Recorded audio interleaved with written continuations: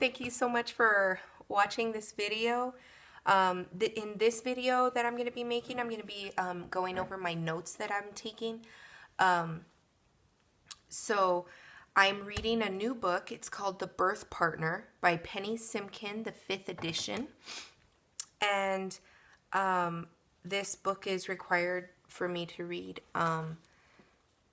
before attending my doula class, and so I started reading it.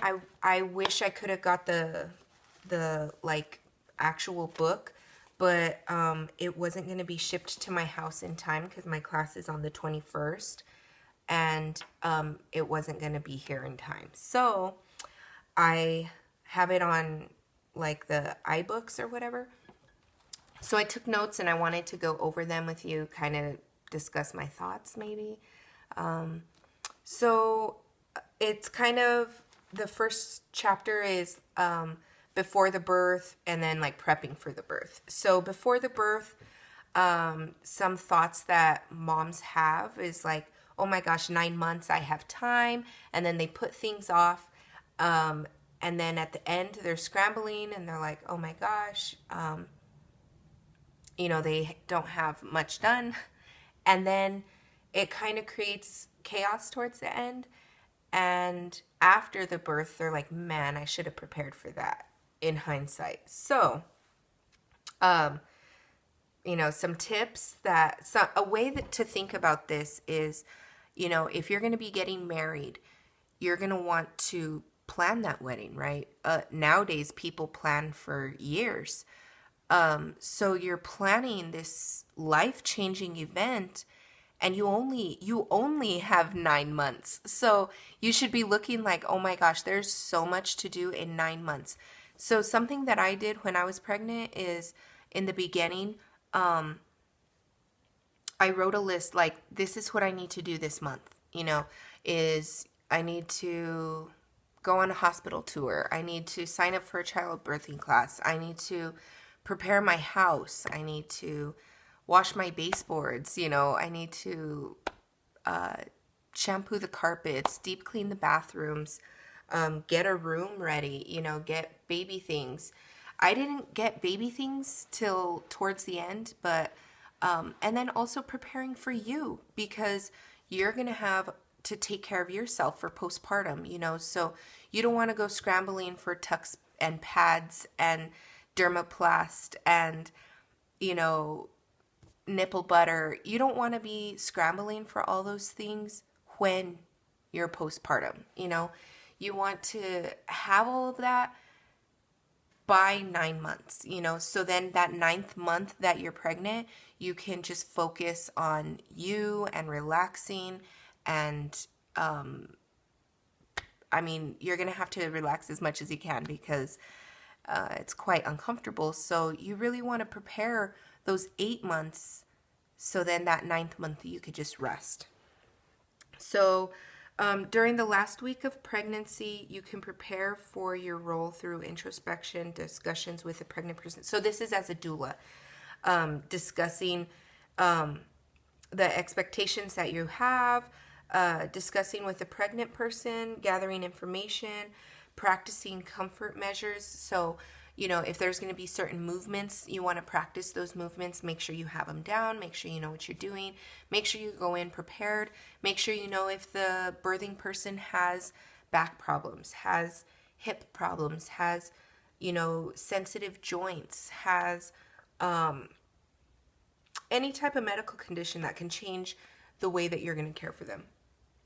So what role will you play as someone's doula? So are you going to be like their main person, or are you going to just kind of be standing back, and if they need you, you're there for assistance, kind of like a maid almost? Or are you going to be hands-on, working hard, there for the whole, birthing process and the birth and the postpartum? What is the mom expecting of you? Yeah. And this is a question that I found that was kind of important to me, is how much does the birthing person want to learn? So I found that I love to teach. I love to talk. I love to share with other people, my thoughts and my feelings and everything. And sometimes for some people that could be overbearing. So I always tell the moms that I work with now, I'm just helping just for free and just as a friend, is please let me know if I'm being overbearing, if I'm sending too many videos. And this is kind of why I'm making this channel, is to kind of put what I'm finding into condensed videos. Condensed, I talk forever, but instead of sending them a 49-minute video, that I watched, because some people don't really like to watch stuff like that I can help them and just see, how much do they want to learn? Do they want to learn, or do they just kind of want to survive the pregnancy, and just show up at the hospital and be like, okay, it's my due date. Do what you need to do to get the baby out. And so, anyways, that's just where communication comes in. Can you answer their needs?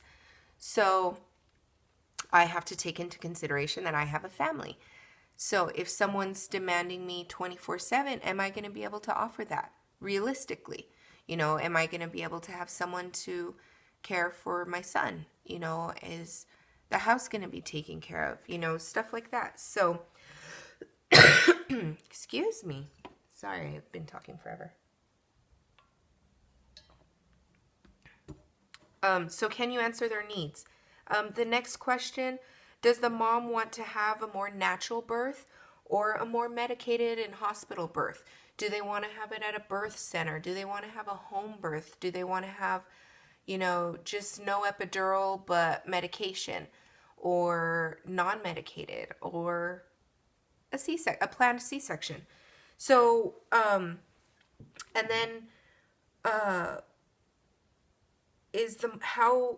this is just when it comes to interviewing the mom, how well is the mom willing to, this is if the mom wants to have a natural birth, is the mom willing to learn techniques, to expect challenges? It's not going to be easy, it's not like you say, oh, I'm going to have a home birth and it's going to be beautiful, and you put no work into it.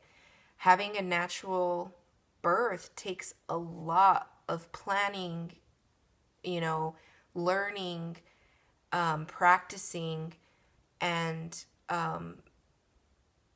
is the mom willing to put in that work? And those are things to discuss with the mom. They're not bad. It's just facts. Okay, so next it talked about your feelings, and it had a huge list, and I'm only going to cover like the few ones that I wrote down. But how are you going to feel if the birthing person isn't accepting your suggestions for relaxing and coping? So let's say the mom's, in labor, and every mom during labor reaches a point where they're not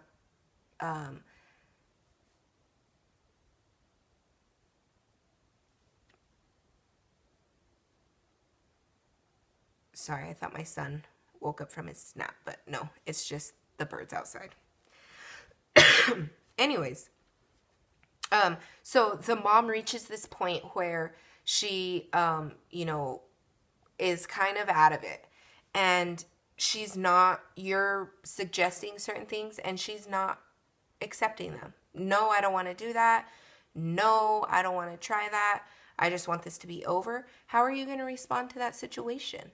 And for all of these, there's no right answer. It's just things that you have to be aware about or aware of.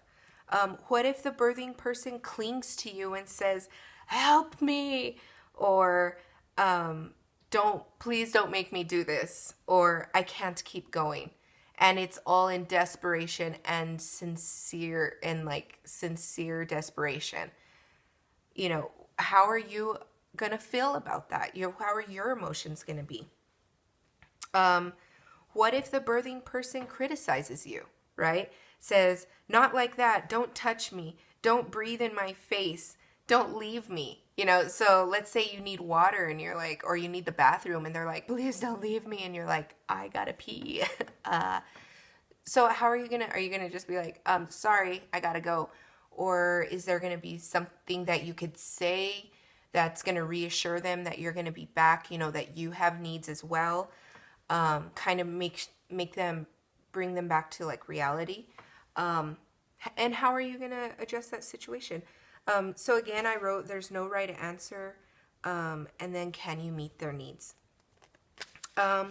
Another thing to do as a, a birthing partner or doula is to tour the hospital or birth center or home. I mean, you know, well, when the mom interviews you, you know, and if they're going to have a home birth, you know, to know where their home is at, where the hospital is located, where the birth center is located. You're going to want to, you know, see how long it's going to take to drive there from where you're at. Traffic, you know, if it's going to be in the day or in the night, all different routes to the hospital. What if there's a crash, you know, is there an alternate route? And so me, you know, I live in Socorro, which is rural. And so I'll probably be helping a lot of rural moms. Weather, you know, is it going to snow? Am I going to be able to make it out there? Excuse me. So those are things. I'm trying to keep this video under 15 minutes. So I'm trying to hurry through these things. Another thing to discuss with the mom is the number of prenatal visits, the type of postpartum support the mom is going to want, when you're going to join labor. You know, are you going to join the moment she has her first contraction? Or are you going to wait till the midwife shows up and says, you know, you're 4 centimeters? Or are you going to wait till the mom goes to the hospital? Or like, when are you going to meet up with the mom? Time limits. So, some moms labor for over 24 hours, 30 hours. Are you going to stay for those full 30 hours? Or is there going to be, you know, for my safety and your safety, I cannot work over 24 hours. And then those are the guidelines that you can set. You know, maybe if the mom is having a home birth, maybe, you know, you could say at 24 hours, I'm going to take a nap. And then I'll come back and start working again. Those are just, that's everything that is up to you and the birthing person. And then payment arrangements, how the birthing person will pay the doula. So the next thing, and this is going to have to be real quick, I'm at 13 minutes, but it's how to pick a birthing partner. So who are you going to allow in the birth? Do they help you? Their availability, are they going to be available when you need them? Transportation, do they have transportation to be able to get to where you're at? Is that person going to be patient with you? Are they optimistic? Are they calm? Are they thoughtful? Are they a good listener? Do they have stamina? Are they going to be able to, you know, assist you throughout the time, or are they going to be falling asleep on you? Because I assure you, that will really upset a birthing person. Are they experienced with birth? Have they given birth themselves? Do they have any annoying attributes that bug you? I know that these are very blunt and in-your-face questions, but they're to be considered. And then the importance, of them being there. So I hope you guys enjoyed this video. Just a bunch of different thoughts, and please let me know your guys' thoughts in the comments below. Share this with someone that you think would enjoy this video, and have a good day. Bye.